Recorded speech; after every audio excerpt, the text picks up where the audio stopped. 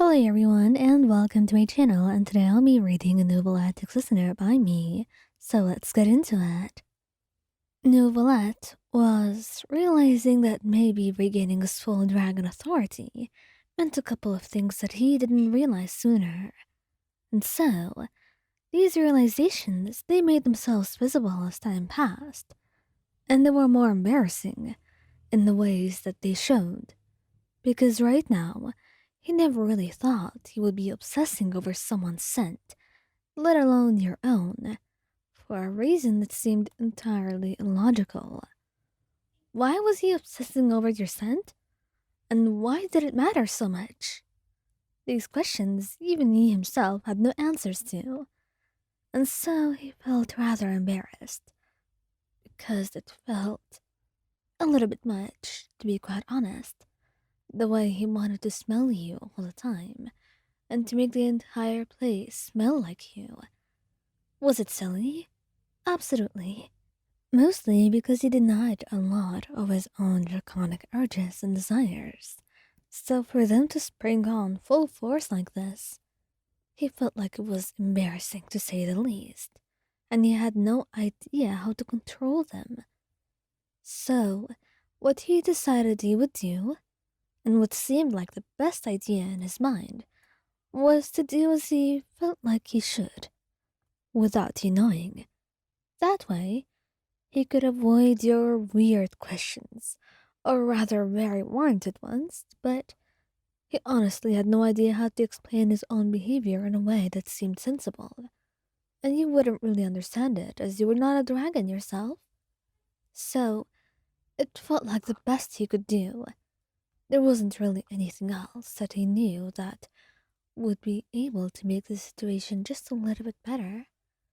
And he knows you're not to blame for any questions you may have. His own recent habit was weird enough on its own. That did not diminish his own embarrassment, or the way he was going to deal with it.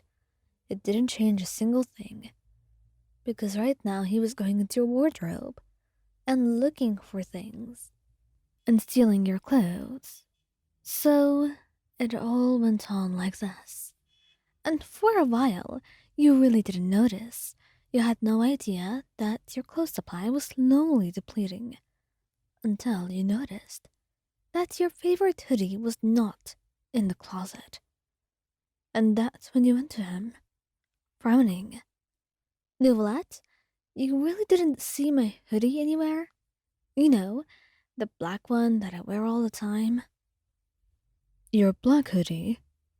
No, I don't really think I've seen it. Maybe it fell when you were just hanging it to dry? I suppose that could be a reason why it's missing. But we would have known. The Mosians would have retrieved it. I don't see why it would be missing. Oh well, just when you see my hoodie, please make sure to tell me. Of course.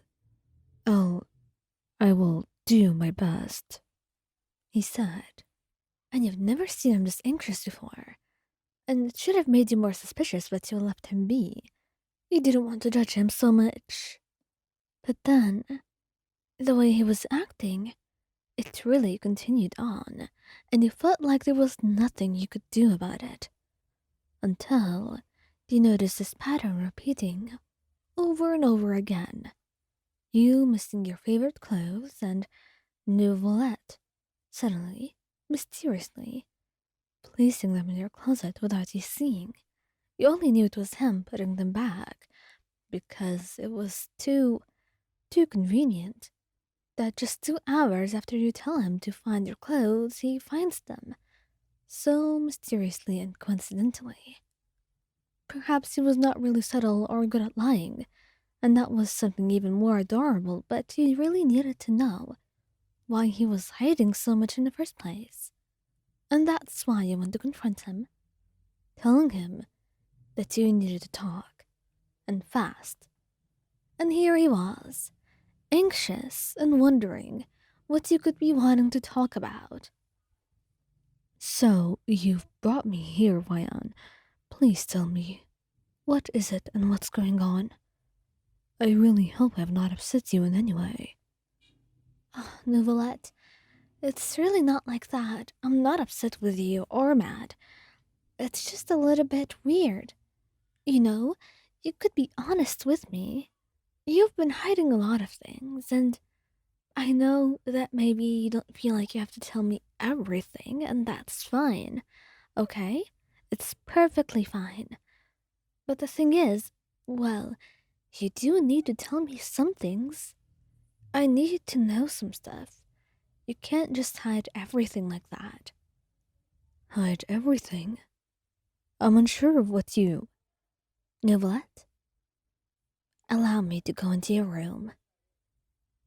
And after much hesitation from him, he allowed you because you were insisting far too much. And he knew he was doomed because as soon as you went in, his bed had a lot of your clothes on it, and you could only look at him, tilting your head. Explain, Neuvillette. I need you to explain and make yourself clear. I'm not mad. Maybe I am, just a little bit. But please tell me why this is happening. He fidgeted for a while, then looked away, blushing. The Chief Justice of Fontaine, blushing. That was something that you would say for a later time, but right now you looked for his answer and he said, Well, I want to. I miss you, Ryan, very often. And sometimes I just want to smell your scent. I don't want to come off as clingy and accompany you all the time when I know you may want to spend some time on your own. But the thing is, I'm not really sure what to do here. I don't want to bother you. But in the end, I ended up bothering you anyway. All I wanted was to make the room smell like you. Oh, Nuvi, you could have told me. But isn't it embarrassing and strange? You're a dragon, Neuvillette. That in itself is strange, and I like it. You say, wrapping your arms around him and pulling him close. And although he is hesitant and embarrassed, he melts into your arms because he needs it. He wants all that kindness and love from you, especially after being so anxious for so long and hiding this little secret for a while. And now, he's not gonna have to do this on his own anymore. In fact, you were going to cuddle with him in his own room, just so you wouldn't have to scent it all alone.